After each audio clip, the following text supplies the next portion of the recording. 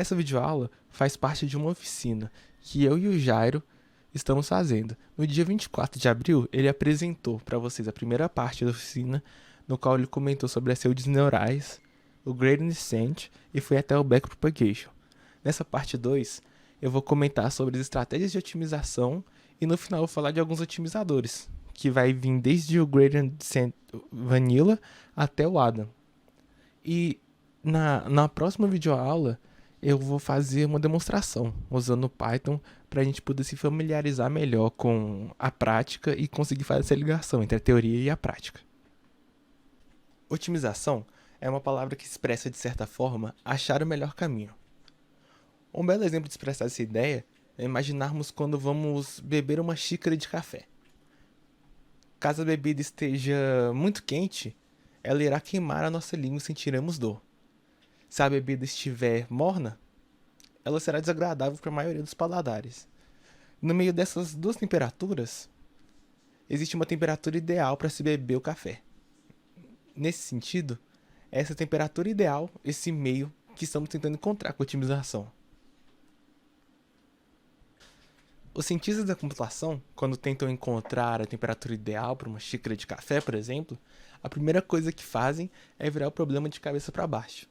Em vez de tentar maximizar o prazer em beber a xícara de café, eles vão tentar minimizar o sofrimento ao se beber a bebida. O resultado vai ser o mesmo e a matemática vai funcionar da mesma forma. Isso acontece porque a maioria dos problemas são descritos em termos de custo, dinheiro, tempo, recursos. Em matemática, tentamos tornar todos os problemas iguais, para podermos trabalhar em uma solução única, para resolvermos de uma única vez. Ou seja, tentar generalizar o problema, a solução. Em Machine Learning, isso também é chamado de erro, porque o erro é o que é indesejável, o sofrimento que está sendo minimizado, por exemplo. Também pode ser chamado de função de custo, ou então de função de perda, ou uma função de energia, por exemplo. Existem vários caminhos para achar a melhor temperatura para a xícara de café. A mais óbvia é olhar a curva e pegar o menor ponto. Infelizmente, não sabemos o que a curva é quando começamos. Isso está implícito no problema de otimização. Porém, podemos usar a ideia inicial e medir a curva. Nós podemos preparar uma xícara de café em uma dada temperatura e servir esse copo de café e perguntar para o indivíduo quanto que ele gostou da temperatura. E podemos repetir esse processo para todas as outras temperaturas.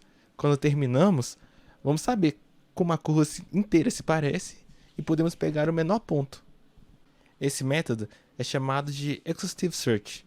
Ele é efetivo, mas pode demorar. Se você imaginar que a nossa curva de sofrimento da temperatura do café é na verdade uma tigela, nós podemos achar facilmente o fundo ao jogar uma bolinha de gude, por exemplo, e deixar ela rolar até parar. Essa é a intuição por trás do gradient descent. Para usar o gradient descent, começamos em uma temperatura arbitrária e antes de começar não sabemos nada da curva. Esquentaremos uma xícara de café, nesse exemplo que estamos dando, e daremos para o indivíduo provar. Após o feedback, o próximo passo é saber qual direção descer a curva e qual direção que sobe e qual direção que vai descer dentro dessa curva. Para descobrirmos, iremos escolher arbitrariamente uma direção e escolheremos uma nova temperatura. Digamos que essa nova direção que vamos seguir é um pouco deslocada para a esquerda. Uma temperatura que, no caso, vai ser mais fria. E fazemos uma nova xícara de café e testamos se vai ser melhor ou pior que a xícara antiga. Descobrimos que essa nova temperatura é menos prazerosa para o indivíduo. Agora sabemos que a direção para descer na curva é para a direita. Então, iremos dar um passo para a direção contrária que demos anteriormente para torná-la melhor. Então, começaremos o processo novamente até acharmos a melhor temperatura para o café.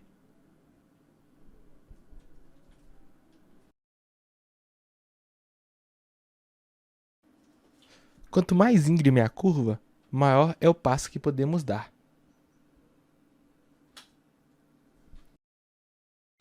Existem vários métodos para medir a inclinação de forma eficiente, ou seja, são métodos que chegam até o fundo da tigela com a menor quantidade de passos. A inclinação está ficando mais íngreme, então dê um passo maior. A inclinação está ficando mais horizontal, então dê um passo menor. O Hessian pode ser muito útil, porém muito mais custoso para ser computado. É aí que aparecem os trade-offs que são mais comuns na otimização. Temos que escolher entre o número de passos que queremos dar e a dificuldade de computar o próximo passo. Alguns problemas podem surgir com dados reais. Por exemplo, podem haver muitos pontos de mínimo, ou seja, muitos vales para que a bolinha de gude pare, no caso do exemplo do café, e esses pontos podem ser chamados de mínimos locais. E, na verdade, estamos interessados nos mínimos globais. A nossa curva pode ser influenciada de várias formas pelos dados que temos. Por exemplo, imagine que a nossa curva de temperatura da xícara do café e o prazer que o indivíduo recebe ao beber teve seus dados pesquisados em um dia quente, de forma que se a xícara de café chegar em um ponto muito gelado, ele se torna um belo café gelado, que muitas pessoas gostam. Porém, não conseguiremos descobrir isso somente com o gradient descent. Além disso, se a função de erro não for suave, terá vários lugares no qual a bolinha de gude pode ficar presa. Isso pode acontecer, por exemplo, caso o prazer que o indivíduo tenha ao beber um café fosse muito influenciado ao se observar um carro que está passando na rua. A periodicidade da ocorrência dos carros podem introduzir uma agitação nos nossos dados. Se a função de erro for quase totalmente horizontal, porém tem um vale que é estreito e fundo, então a bolinha de gude provavelmente não encontrará esse mínimo. Isso poderia acontecer caso os indivíduos, nesse exemplo, fossem perfeccionistas, no exemplo da xícara de café, e não sentissem prazer com nenhuma xícara de café além da que é perfeita, da temperatura ideal. Todos esses obstáculos ocorrem em problemas de otimização em machine learning. Caso suspeitemos que a nossa curva de temperatura da xícara de café e a sua satisfação tem qualquer um desses problemas que citamos, podemos voltar para o Exhaustive Search. Infelizmente, esse método muitas vezes demora muito. Entretanto, existe um meio termo, um conjunto de métodos que são mais robustos que o gradient descent. E eles têm nomes como Generic Algorithms, Evolutionary Algorithms, Simulated Annealing. Eles podem demorar mais passos e podem custar mais para serem computados. Porém, não são quebrados tão facilmente. Cada um tem suas peculiaridades. Porém, uma característica que quase todos eles têm é uma aleatoriedade em seus passos e pulos. Isso ajuda a descobrir os vales mais profundos na função de erro, mesmo quando são difíceis de serem encontrados. O gradient descent são como carros de Fórmula 1. São muito eficientes e rápidos, porém necessitam de uma trilha muito bem comportada, ou no caso, uma função de erro bem comportada para funcionar bem. Os veículos 4x4 não são tão rápidos, porém conseguem enfrentar uma variedade nos terrenos muito maior que os carros de Fórmula 1. E o Exhaustive Search é como andar a pé, pode te levar a qualquer lugar, porém pode demorar muito tempo. Os otimizadores definem como as redes neurais aprendem.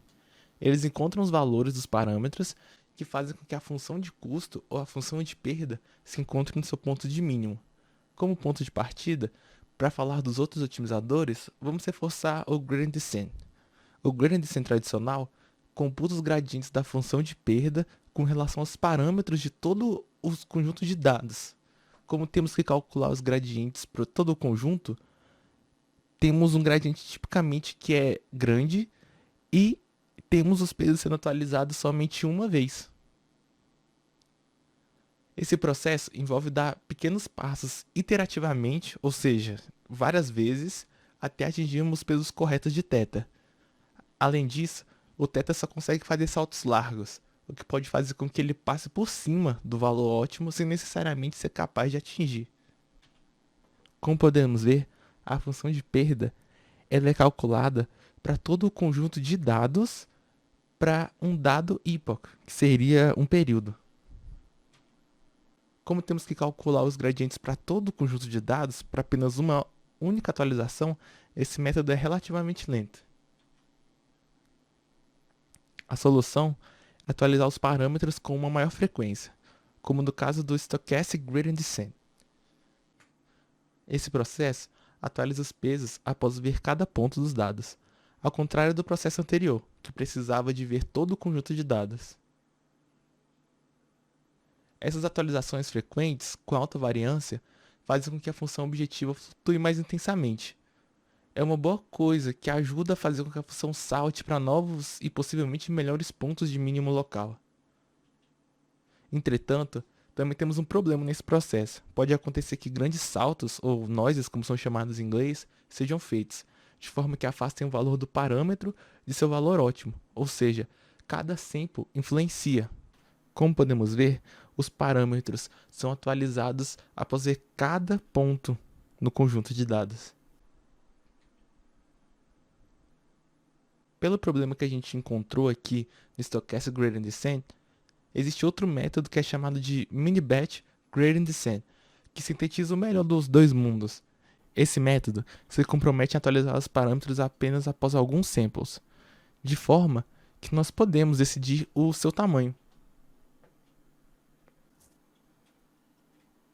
Outra forma de diminuir o noise do Stochastic Gradient Descent é adicionar o conceito de momentum. Os parâmetros de modelo podem ter a tendência de mudar em uma direção, tipicamente se os exemplos seguirem um determinado padrão. Com esse momentum, o modelo pode aprender mais rápido ao dar menos atenção para os exemplos que podem causar um maior problema para o modelo reconhecer, e o que ele faz é adicionar uma fração da direção ou do vetor de atualização do passo anterior ao passo atual. Assim, a velocidade é amplificada na direção correta. É como uma bola que desce uma ladeira. A cada período ela está acumulando momentum, se tornando cada vez mais rápida. Assim, temos menores oscilações e uma convergência mais rápida. Um pesquisador chamado Eugene Staroff, em 1983, percebeu um problema no momento. Quando chegamos perto do valor de mínimo desejado, o momento pode estar muito alto e o modelo não sabe que deve diminuir a velocidade, fazendo com que o ponto de mínimo seja perdido. Além disso, é perceptível que aqui também temos outro problema. Escolher cegamente ignorar algumas amostras simplesmente porque não são comuns pode ser um erro muito custoso.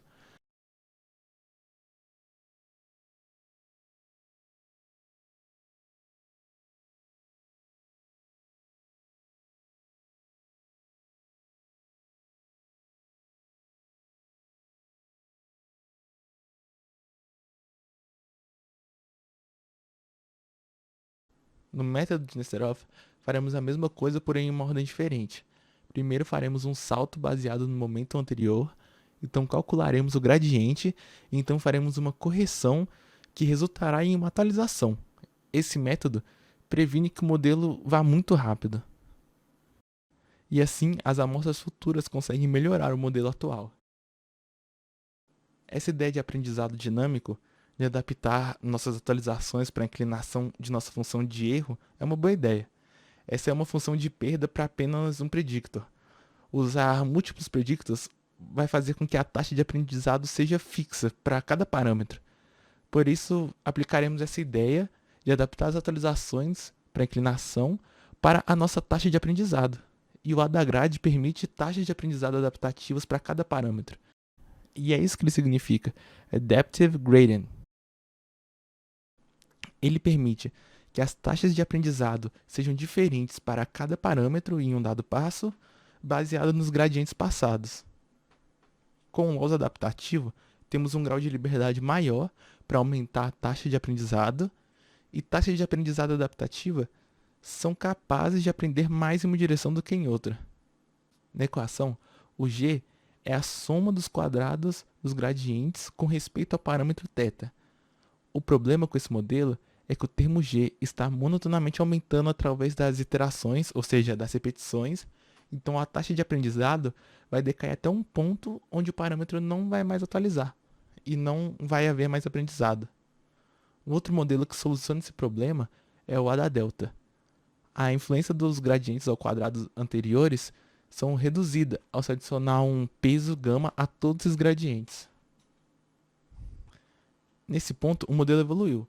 São calculados para cada parâmetro taxa de aprendizado, o momento está sendo calculado e estamos prevenindo que a taxa de aprendizado desapareça, assim como poderia acontecer no AdaGrad, que é o modelo anterior. Como estamos atualizando as taxas de aprendizado para cada parâmetro individualmente, podemos ir além e adicionar atualizações de momentum para cada parâmetro. E é isso que o modelo Adam faz. Adam significa Adaptive Moment Estimation. A única diferença que devemos fazer entre Ada e Ada delta é adicionar o valor esperado de gradientes passados, que significa que estamos em uma velocidade lenta no início e estamos aumentando a velocidade ao decorrer do tempo. É intuitivamente similar ao momento, ao passo em que desenvolvemos momento ao longo do tempo. Dessa forma, Ada pode tomar passos de diferentes tamanhos para diferentes parâmetros, e com momento para cada parâmetro. Também podemos ser levados a uma convergência mais rápida. Por causa de sua velocidade e precisão, é notável o porquê de Adam poder ser usado como um otimizador de fato para muitos projetos. Obviamente podemos ir mais a fundo e adicionar aceleração em Adam e poderíamos fazer muitas outras adições. É perceptível que existem muitos otimizadores para serem usados. Podemos pensar que cada modelo estamos adicionando um termo a cada algoritmo, fazendo com que gradualmente o modelo possa ser capaz de realizar mais coisas. E qual desses otimizadores é o melhor? Isso depende do problema que estamos encarando. Para conseguirmos dominar os modelos mais complexos, é bom estarmos familiarizados com os mais simples. Porém, é aparente que Adam é a melhor escolha na maioria dos casos, a partir do ponto em que ele performa melhor que os outros métodos. Por esse motivo, o próximo passo será treinar alguns desses algoritmos mais básicos na prática, para que possamos depois conseguir desenvolver melhor os algoritmos mais complexos. Por isso, no próximo vídeo, eu vou fazer uma demo no Python em que vamos aplicar o modelo mais básico mesmo, para conseguirmos começar a ficarmos mais familiarizados com as práticas e com essa teoria.